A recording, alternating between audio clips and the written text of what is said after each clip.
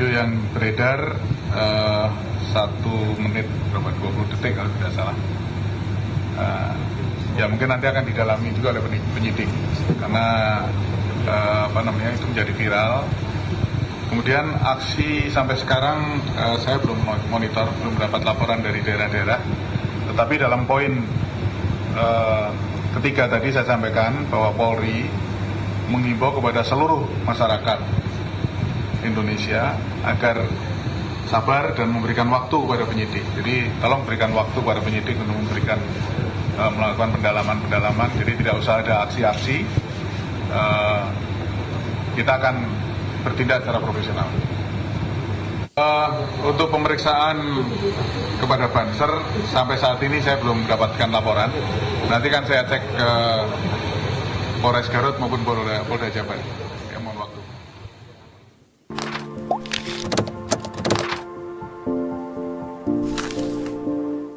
أعوذ بالله من الشيطان الرجيم بسم الله الرحمن الرحيم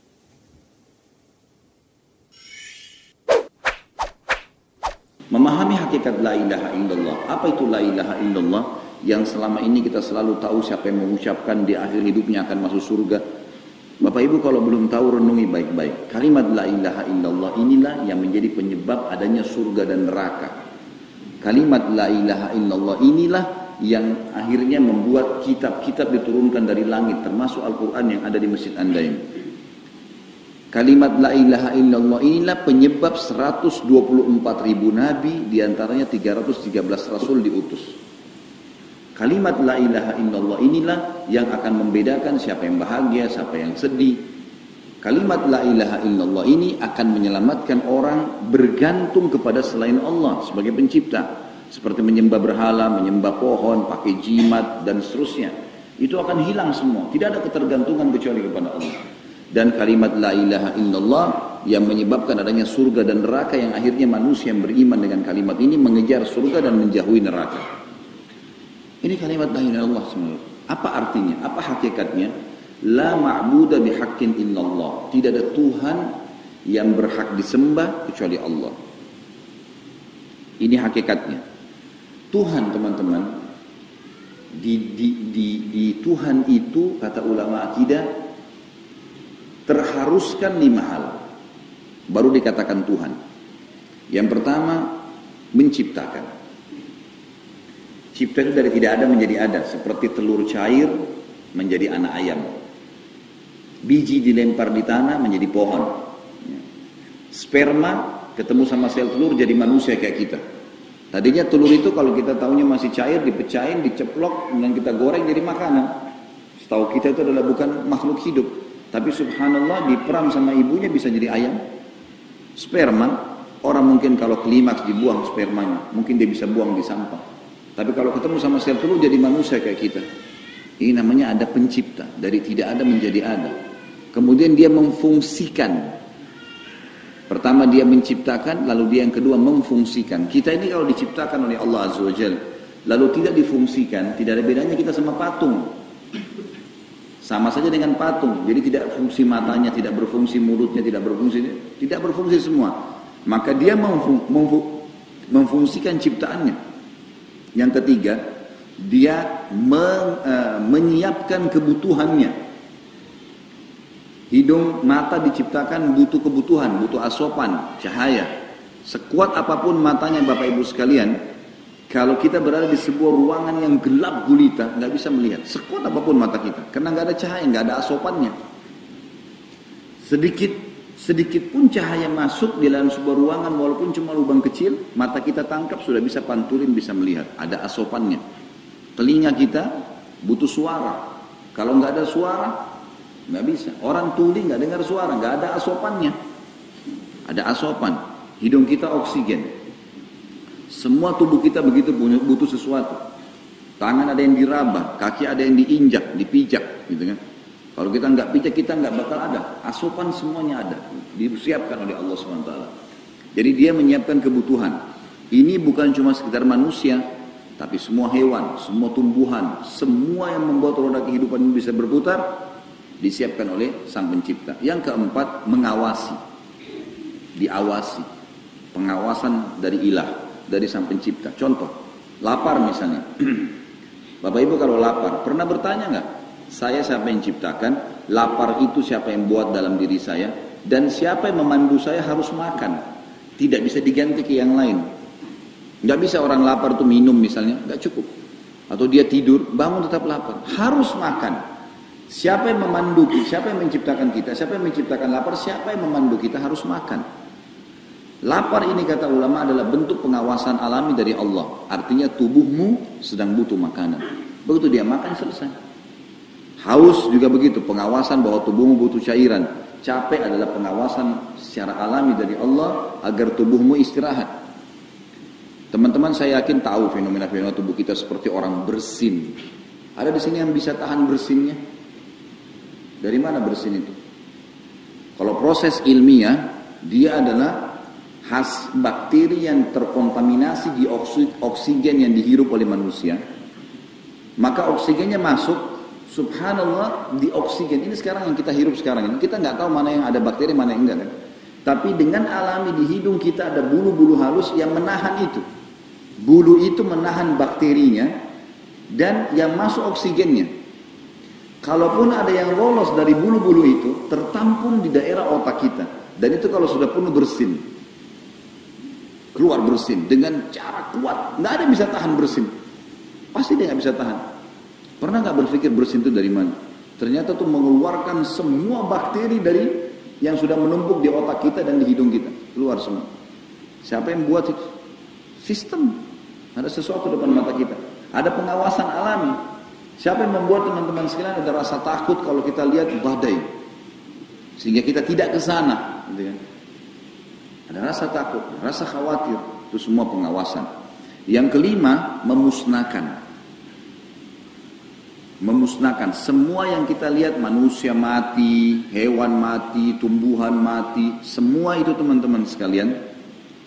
Semua itu adalah yang musnahkan Allah. Jadi dia menciptakan, dia memfungsikan, dia yang menyiapkan kebutuhannya, dia yang mengawasi, dan dia yang memusnahkan. Ini Tuhan. Coba Bapak Ibu secara rasional gini, datangkan di benak Anda semua yang disembah selain Allah.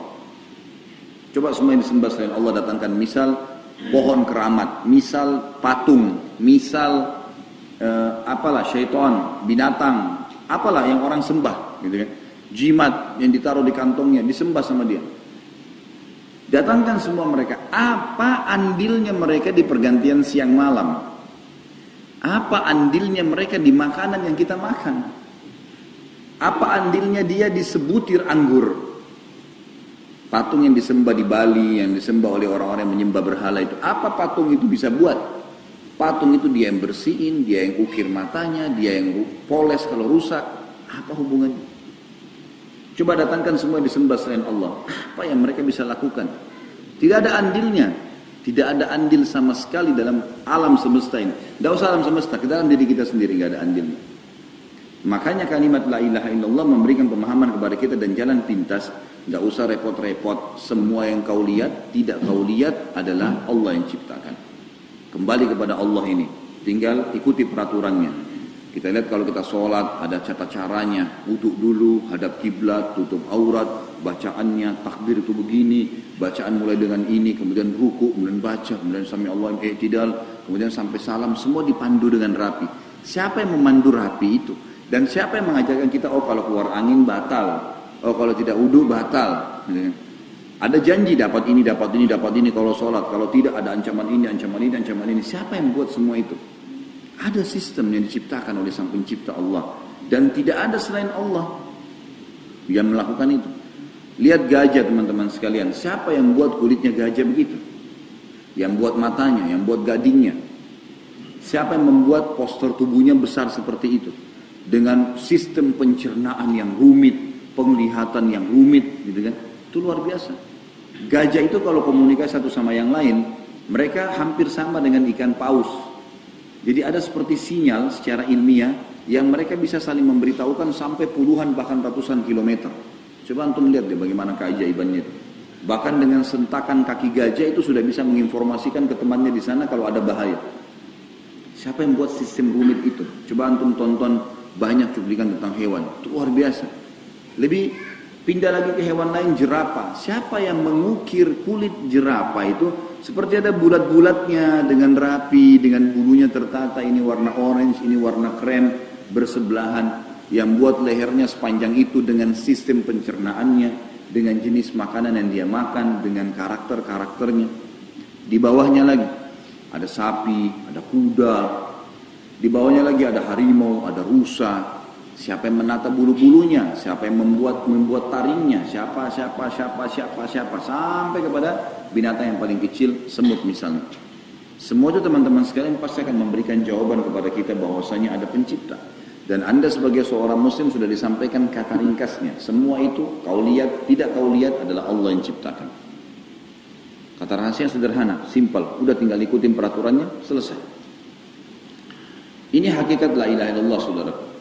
Jadi kita memahami bahwasanya Allah subhanahu wa ta'ala adalah pencipta. Saya kasih contoh. Seorang salaful ummah, ada seorang tabi'in. Kita sekarang mulai masuk ke contoh supaya pengalaman orang yang terdahulu sebelum kita akan menambah keimanan kita dan akhirnya kita jadi berani untuk melakukan perbuatan yang sama. Karena sudah ada yang mengeksperimenkan, ada yang sudah mencontohkan. Seorang salaful ummah, ada seorang tabi'in dulu, dia mengadakan perjalanan dari Damaskus, dari Baghdad ibu kota Irak ke Damaskus ibu kota Syria. Zaman dulu orang cuma mengandalkan cahaya matahari, nggak ada lagi penerangan. Jadi kayak sekarang pagi ini orang jalan terang begini, nanti maghrib mereka harus berhenti di situ, nggak bisa nunggu besok matahari terbit baru jalan. Kalau sekarang ada lampu, ya, kita bisa banyak fasilitas lah, keluar kota jaraknya sejauh apapun selama ada penerangan udah aman aja kita jalan gitu kan. Kalau zaman dulu nggak bisa. Orang ini kebetulan pas tiba di hutan ternyata malam maghrib dia lagi masuk di hutan. Dia belum sempat keluar dari hutan sudah maghrib, gelap, nggak bisa lihat apa-apa di hutan. Terpaksa dia nginap di situ, taruh bekalnya, cari sebuah pohon, duduk di situ. Kemudian dia wudu, dia sholat musafir maghrib 3, isya 2 rakaat. Selesai dia sholat, tidur, dia coba istirahat. Dia coba istirahat di hutan tersebut. Awal malam, kita sekarang kurang lebih jam 10 malam dia terbangun. Waktu dia terbangun teman-teman sekalian, dia bilang saya ingin sholat. Sholatlah dia tahajud, wudu, dia langsung dia sholat tahajud. Dia bilang diceritakan tentang dirinya dan ini diangkat oleh para ulama dalam buku-buku akidah. Dia bilang waktu saya berdiri mengerjakan sholat malam dan selesai 2 rakaat pertama, waktu saya baru mau takbir rakaat yang selanjutnya, tiba-tiba saya tidak tahu dari mana ada harimau di depan mata saya. Tiba-tiba harimau itu sudah ada. Kemudian menghadap ke arah saya dan memperlihatkan gigi taringnya yang tajam, meraung dengan keras dan mengatur ya cakaran kakinya seakan-akan akan menerkam saya. Bagaimana harimau akan menerkam mangsanya, begitulah. Kelihatannya harimau ini sangat lapar. Pada saat itu saya berpikir sejenak, kalau saya melawan saya pasti kalah, harimau lebih kuat. Kalau saya lari, harimau bisa mengejar saya karena ini lokasinya dia. Matanya lebih terang, saya tidak seterang dia. Lokasinya dia lebih mengenalnya. Dia bilang gak ada solusi lain. Tiba-tiba dia bilang pada saat itu muncul iman saya kepada Allah. Maka saya berkata pada harimau itu, hai harimau, kalau seandainya, harimau tidak mengerti, orang ini orang Arab, dia bahasa Arab, saya terjemahkan, dia mengatakan, hai harimau, kalau seandainya kau datang diutus oleh Allah yang telah menciptakan saya dan kamu dan menciptakan seluruh langit dan bumi ini, ya, maka saya akan mohon kepadanya, ya, kalau seandainya kau diutus oleh Allah yang menciptakan aku dan kamu dan alam semesta ini untuk memakanku, memang kamu utusan dia, maka aku akan pasrah, tidak akan melawan. Tapi kalau seandainya kau datang untuk memangsaku karena aku lagi ibadah kepada Allah, aku akan minta kepada Allah untuk menghancurkanmu. Maka harimau ini tiba-tiba waktu dengar kalimat tersebut, diajak ngomong di depan matanya, tiba-tiba dia menutup mulutnya, gigi taringnya, dia ya, melembutkan jari cengkeramannya, kemudian pergi meninggalkan orang soleh ini. Gak jadi dimakan. Dan orang soleh itu pulang, tiba di Damaskus menceritakan pengalamannya dan sampai ternukil kepada kita sekarang, sampai di telinga Bapak Ibu sekarang. Apa yang kita bisa ambil dari kisah ini Bapak Ibu sekarang? Harimau juga yang buas adalah makhluknya Allah. Semua itu ciptaan Allah. Gak ada yang perlu ditakuti. Di langit dan di bumi tidak ada yang perlu ditakuti. Badai yang besar, angin topan, banjir, apa saja makhluknya Allah. Semua Allah yang ciptakan. Apa saja, dari semut yang kecil sampai badai yang besar dengan segala fenomena alam ini Allah yang ciptakan. Tinggal seseorang meminta kepadanya, semuanya bisa selesai. Jika kan ada masalah. Ini kekuatan yang luar biasa dalam keyakinan seseorang muslim.